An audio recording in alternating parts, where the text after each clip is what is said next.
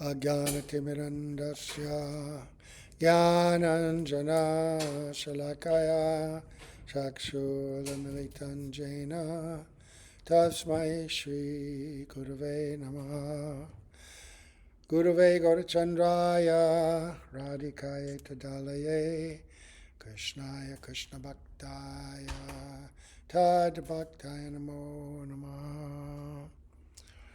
Bhaktya Vihina Parada Lakshai Kiptascha Kamari Tarangamadye Kripa Maitvam Sharanam Papana Brinde Namaste Charanadavindam Tavevasmi Najivami Tvaya Vina Iti Vigyaya Radhe Tvam Nayanam Charanandike Vancha Kalpatarubhascha Kripa Sindhubhya Evacha Patitanam Pavanebhyo Vaishnavebhyo Namo Namaha.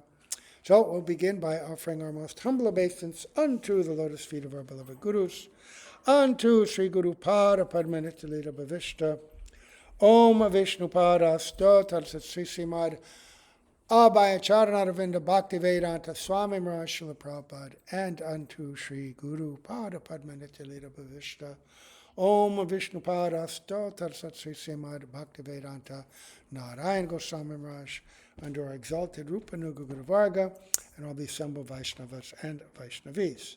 So, we've been reading commentary on the Sri Damodarastakam. We're still on the first verse, and we are on the commentary of Srila Bhaktivedanta Narayan Goswami Maharaj, the verse being, Namami Sadam Satchitananda Rupam La Satkundalam Gokule Brajamanam Yashoda Biyoluka Ladavamanam Param Rishtamantyan Tato Drutya Gopya. I worship the Supreme Controller, whose form is eternal, full of knowledge and bliss.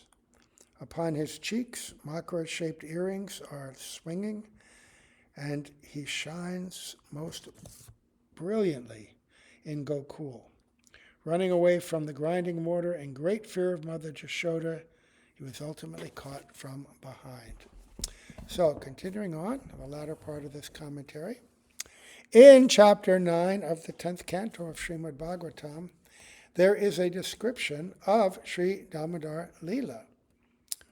Many gopis constantly complained to Sri Jashoda, "Your son steals from our houses and eats our butter." Oh, Jashoda, worse than that, he throws milk, yogurt, and butter everywhere. If he actually ate it, it would be all right, but he doesn't. He smashes our pots of milk and yogurt and unties the calves. How can we tolerate this daily loss of milk and yogurt any longer? We have all decided to leave your settlement of Braj and live elsewhere. So, very harsh complaints, right?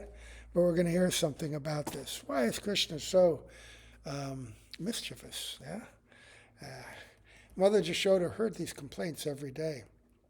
She began to wonder, could it be that my darling boy finds the butter that comes from his own home not tasty? Is it sour? Is that why he does not eat it, but instead sneaks into the houses of other gopis to steal their butter? If that is the case, then today I will prepare sweet butter for my dear son with my own hands. He will surely eat that and not go to others' houses to steal their butter. So why does he really go to their houses? He goes to their houses because they also have motherly affection. Right? This mood of Vatsalya Bhav exists in all the elderly gopis and the elderly gopas, the friends of Nanda and Jashoda. So Krishna goes to their homes and does these mischievous pastimes so they can witness. Right? And they're telling Mother Jashoda, appearing to complain, but actually they're thinking, poor Jashoda, she doesn't see these things that we get to see. Right? So they go and they complain and describe. And even though it appears that, they're all fretting and distressed, they're all actually experiencing a very beautiful transformation of prema. Same thing happened with Nimai, young Nimai Mahaprabhu in his youth. He was also very mischievous, and elders came to complain about him to Jagannath Mishra and Mother Shachi. But again, it was to share these pastimes with them. And also she's thinking, wow, I have to increase my service somehow or other. If he's not eating my butter, it must be because their butter's better. And it's not that she's envious of them, but this competition between devotees is just to increase Krishna's pleasure. It's not to appear superior to the other, but just to increase the happiness and pleasure of Sri Krishna. That's real transcendental competition.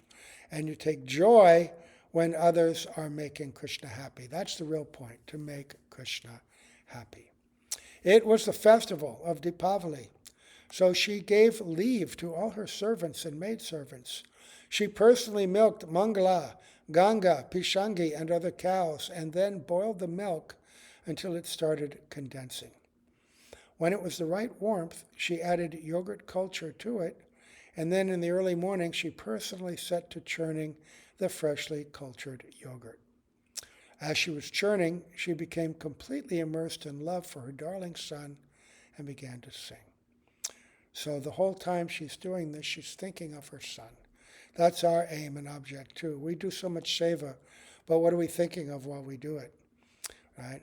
If we do the activity without the proper mood and meditation, there's some benefit, but not great benefit. The higher benefit comes when the mood of love is felt during that service, whether it's cooking or cleaning or anything that we do. Right? All we're doing for the pleasure and happiness of our Guru and Radha and Krishna. So, she's completely immersed in love for her darling son and began to sing. As the churning rod rotated back and forth, it made a deep, reverberating sound. Dik, like the large drumhead of a mridanga, and also a tapping sound, tan, like the small drumhead. Thus, the full sound was diktan, diktan. The meaning implied is that any soul who does not worship and remember Sri Radha Krishna leads a life that is so dull, tan, that he is no better than an animal. Such a soul is condemned, dik. As she churned, the ringing of her bangles sounded like the ringing of kartals. Lost in thoughts of her darling son, she started to sing. In his stotram, Sri Bilval Mangal Thakur also described how Mother Yashoda began to sing in this pastime. And in Vrindavan, they sing this whole collection of verses from Bilval Mangal, some 70 verses or more.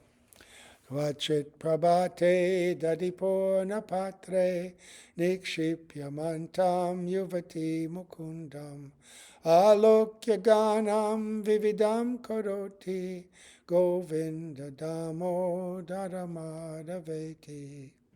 Once at dawn, as Yashoda Devi was about to place the churning rod in a pot of yogurt, she gazed upon her child, Mukunda. At once she became overwhelmed with love and sang this wonderful song. O my Govinda, my Damodar, O my dear Madhav. So her bangles on her hands are making a beautiful sound like beautiful cymbals or kartals. The stick is making a drum-like sound. Everything is an art. Everything is a song in Vrindavan. Sri Krishna, the darling son of Mother Yashoda, forever begs parental love from his mother. Mother Yashoda was completely absorbed in the moods of her song and was brimming with affection for Krishna. When he heard her singing, her voice saturated with love for him, he could not restrain himself. He began to think, every day Mother sings little songs with great tenderness to awaken me. But today she has not come and I am so hungry. The Supreme Lord of everything, who is independently blissful and self-satisfied, Atmaram and Aptakam, was hungry. He began to cry loudly for his mother's breast milk. So her routine was different this morning because now, normally she would have been with her son, but she's doing all the preparations for making yogurt and boiling milk for sweets. And Krishna, feeling her prem, feeling her loving emotion, is awakened and wants to take her breast milk, which is for that Krishna in that little baby form, that has to be the highest exchange between him and Mother Jashoda, that act. Because what is that? Is it breast milk? It's her prem. It's liquid prem. It's the prem of her motherly affection. My dear Lord, how glorious you are. On this day, the effect of Krishna's crying remained unknown to anyone. It simply merged into the fathomless ocean of Mother Jashoda's parental affection.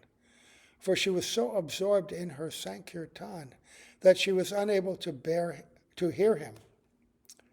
With great difficulty, Kanaya, who was lying on his belly, moved little by little to the side of his bed and then got down. Very hard because the bed's somewhat high and he's very tiny, very, very tiny. So he slides over to the side and then kind of inches down, puts his legs over and manages to climb down. Rubbing his eyes and crying, he somehow made it to where his mother was churning, tottering like an intoxicated elephant along the way. So he's just like a little toddler. But he is intoxicated because he's intoxicated with her prem. So his stumbling represents his childlike steps, but it also represents his unable to control himself because he's caught up in the emotions of love for his mother. He caught hold of the churning rod and stopped it from twirling.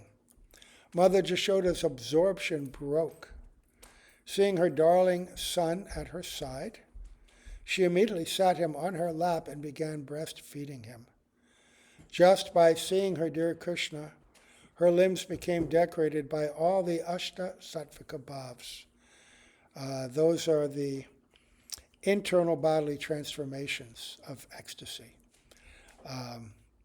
So Mother Jashoda being on this highest platform of love, this Vatsalya, practically unsurpassed.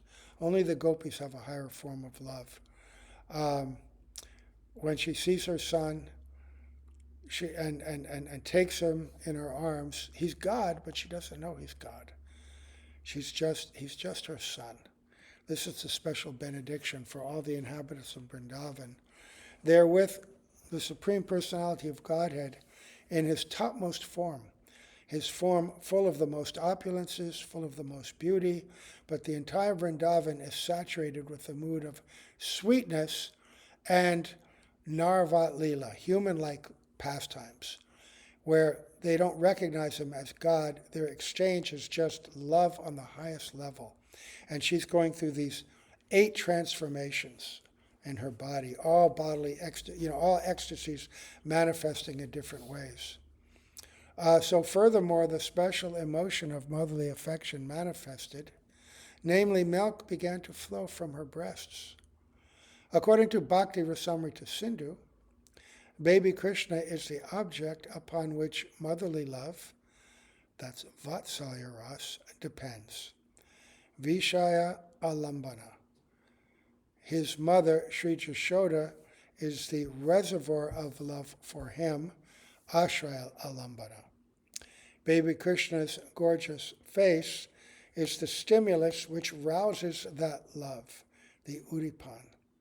And Mother Jashoda's tears, the standing on end of her bodily hairs, the flowing of milk from her breasts, and so on, are the Sattvika Bhavs, transformations of ecstasy in her body. Right, so these 2 words, Vatsalya Ras is the inherent mood that defines the relationship between Yashoda and Krishna. Motherly affection. She's his mother, he's her son. So Krishna is the Vishaya, the object of her love, and she is the Ashraya, the abode or the reservoir of that love. So rasa, the experience of transcendental joy, rests upon combination of, first of all, that which by which love is tasted. In other words, the Vishaya and the Ashraya, the object of love and the reservoir of love, they're tasting love in different ways. Mother Jashoda is tasting it as the mother. He's tasting it as her son, right? And then the Udipan means stimulus. Just seeing Krishna's beautiful face stimulates her love more and more, especially when he's in this baby form. There's nothing that stimulates motherly affection more than a baby. Even in this world, with our material bodies, we are conditioned like that. Parents, and especially mothers, have intense love and attachment arising towards their child who's absolutely dependent on them, on their care, on their feeding him, clothing him, protecting him. And so she's completely overwhelmed, and all these ecstasies are manifesting in her body.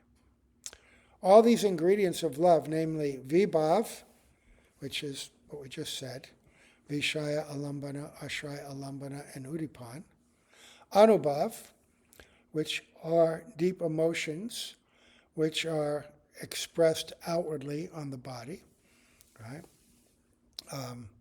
Like that's things you do, like singing and dancing. When the intelligence is affected so much by love, then the intelligence guides you to express it in different ways. So that's external, Anubhav. And then, and so forth, then combined with Mother Jashoda's own Stayabhav, her own fixed identity and emotion, namely Vatsalya Rati, and began to make her relish Vatsalya Rasa. So rasa is a combination of all of those. Anubhav, Sattvika bhavs, the transitory emotions also. Then the Vibhav, which is the, like what we just said, the object and the reservoir of love and those things that stimulate it. Altogether, these combined to create a festival of joy in the heart of the devotees and in God. Suddenly, the milk on the stove started boiling over as if it were thinking, Mother Jashoda's breasts are the source of all the milk contained within all the universes. Because she's the mother of God, she's the mother of everyone, right? She seems like a simple cowherd lady, but she's the mother of all, right? Her supply of breast milk is inexhaustible. The milk is thinking. The milk is conscious. Everything in the spiritual realm is conscious. All right? And so the milk is thinking, oh, what am I going to do? What's my service? Mother Jashoda has unlimited milk. Why does Krishna need my milk? He won't take it at all. Her supply of breast milk is inexhaustible. And the stomach of baby Kanaya, that's Krishna, is not at all small. All the universes can fit inside it. She will never tire of breastfeeding him, and he can drink forever. In that case, I will always remain bereft of the opportunity to serve Sri Krishna. Therefore, it is pointless to maintain my worthless life, a life devoid of service. Thinking like this, the milk began to sacrifice himself into the fire. Now, this anxiousness, this is a teaching point, right? That the devotee lives for service. Their very life is based on wanting to make Krishna happy. And so now the milk is thinking, what can I do? I can't do anything. I'll never get a chance to give Krishna my milk. Therefore, what's the use of my life? It's not the despair of this realm. In this realm, depression and despair are unhappy emotions. This is a very high transformation, again, of prema. But the milk is boiling over. So, practicing devotees, sadhaks, should also have this type of anxiousness. They should think, okay, so this is us. We should think like this. If, while performing bhajan, we do not even gain a glimpse of Sri Bhagavan, or realize the mercy of his pastimes and divine abode, then our lives are worthless. deprived of seeing Sri Gaur Sundar and his associates, Sri Narottam Thakur says, Pashane kutaba mata anala pashiba Goranga gunera niti kotagele pavo. I shall dash my head upon a stone or enter into a blazing fire. Where will I find the treasure house of all wonderful qualities? Sri Gauranga. So in other words, when we reach a certain stage, the impetus,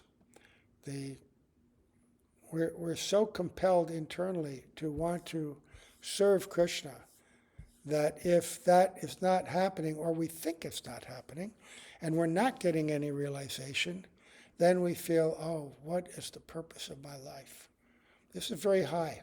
Generally, we're quite content with our lives. Even if we're practicing devotees, we don't make such great advancement, but we're still happy just to enjoy material things, right? If I get a good night's sleep, if I can eat nicely, if I'm warm, you know, I don't have to work too hard, then I'm happy, right? No, but this is insignificant happiness compared to the happiness of relating directly with Sri Krishna. So we're striving daily to make that connection and to taste that love. So, in this regard, it is important to carefully deliberate on Sri Rupa Goswami's definition of Uttam Bhakti, or pure devotion.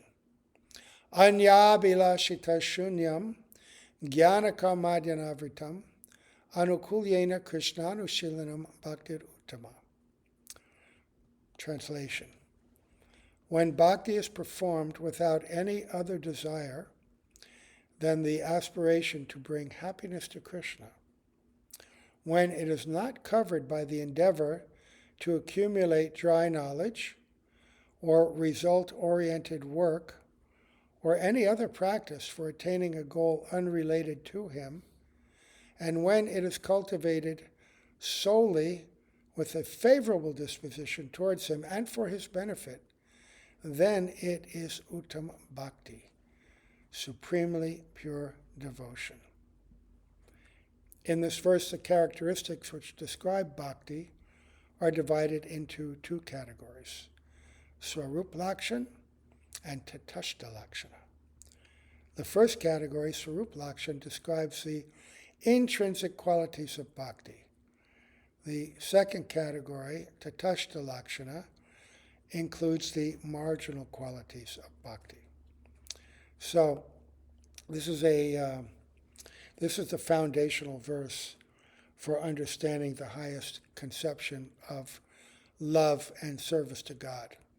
It's divided into two parts, this verse. The first half of the verse describes basically what bhakti is not, what you don't want.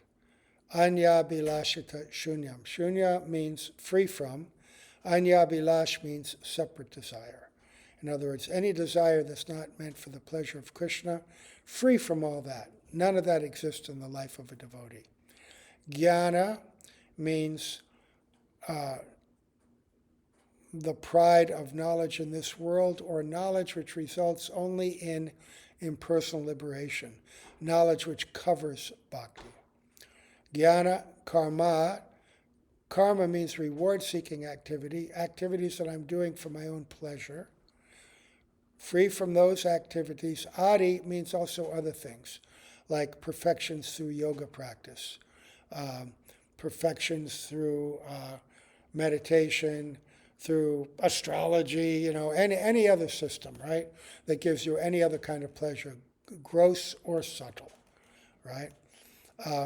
Anything that would cover pure bhakti. Anya bilashita shunya jnana karmadyanavritam. Free from separate interests and free from the knowledge and reward-seeking activity and other things that cover bhakti. And then anukulyena krishnanu shilanam means activities that are done with a favorable mood, in other words, with the emotions of love and affection, and for the benefit of Krishna. This is pure bhakti. This is the highest bhakti. There's going to be a big description of that. This is a very technical description because pure bhakti is often understood there are subtleties to pure bhakti, and he's going to discuss them in a very interesting way. But that will have to start tomorrow. That will be tomorrow. We'll break that down tomorrow. This evening class is just half hour, short snippets. Okay, so we offer our respectful obeisances to our beloved Srila Prabhupada and to Srila Gurudev and to our Guru Parampara and all the Sambhava Vaishnavas and Vaishnavis.